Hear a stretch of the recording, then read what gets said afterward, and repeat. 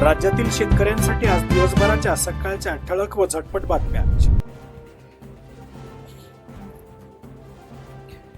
मराठवाड्यातील 640 गावात अतिवृष्टी, पैठण तालुक्यात पावसाने उडवली दाणादाण, 32 मंडळात मुसळधार, पुढील 2 दिवस होणार पाऊस।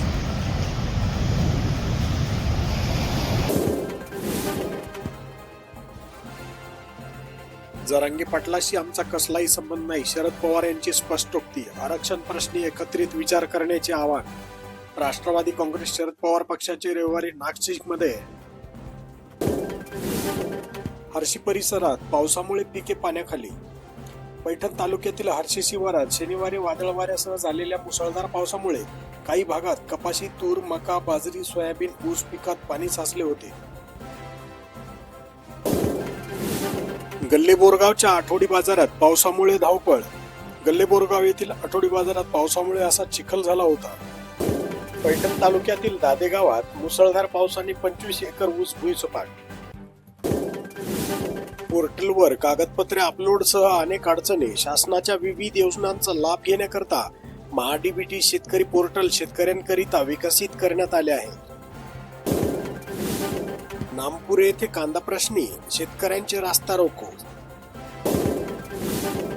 शेतकऱ्यांचा 7/12 कोरा करा या मागणीसाठी लाखो शेतकऱ्यांसह शनिवारी 27 तारखेला मुंबईत धडक दिली जाणार आहे।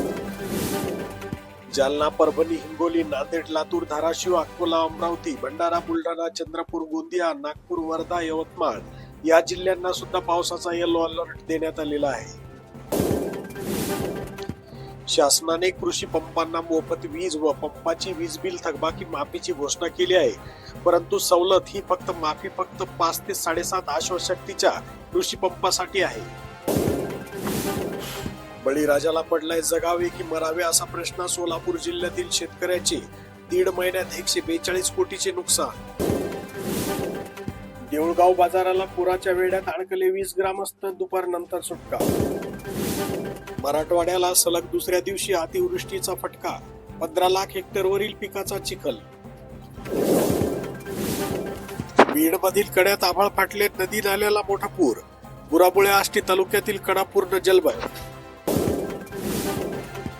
वनतारा प्रकल्पामध्ये कोणतीही चुकीची गोष्ट आढळून आली नाही, सर्वोच्च न्यायालयाने स्पष्ट सांगितले। ज्यांचे आधार लिंक आहे त्यांनाच 15 मिनिटात रेल्वेचे आरक्षण मिळणार। गुजरातचे राज्यपाल आचार्य देवव्रत यांनी सोमवारी महाराष्ट्राच्या राज्यपालपदी शपथ घेतली। शेनगाव तालुक्यातील कवठा येथील ओढ्याला आला पूर, त्यामुळे कवठा जिल्हा परिषदेतील शाळेतील विद्यार्थी व विद्यार्थिनींना मानवी साखळी करून दुपारी 4च्या दरम्यान शिंगी खांबा गावाकडे सुखरूपपणे नेऊन सोडण्यात आले। एसटी आरक्षणासाठी बंजारा समाजाचा बीड जालन्यात एल्गार, मोर्चा सभेला प्रचंड गर्दी। वंजारा बंजारा एकच, धनंजय मुंडेच्या वक्तव्याचा तीव्र निषेध। वडिलोपार्जित शेती वाटपाच्या हुकुमनाम्याची 10 रुपयाच्या मुद्रांक शुल्कावर नोंदणीचा आदेश। पोलीस ठाण्यामध्ये सीसीटीव्ही का नाहीत ही तर बेफिक्रीत, सर्वोच्च न्यायालय 26 सप्टेंबर रोजी देणार आदेश। पूरग्रस्तांना प्रत्येकाने शक्य ती सर्व मदत करावी, राहुल गांधी।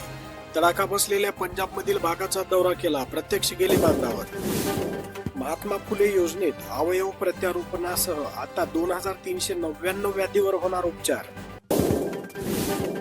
राज्यात अतिवृष्टीने थैमान, उभ्या पिकांचा चिखल।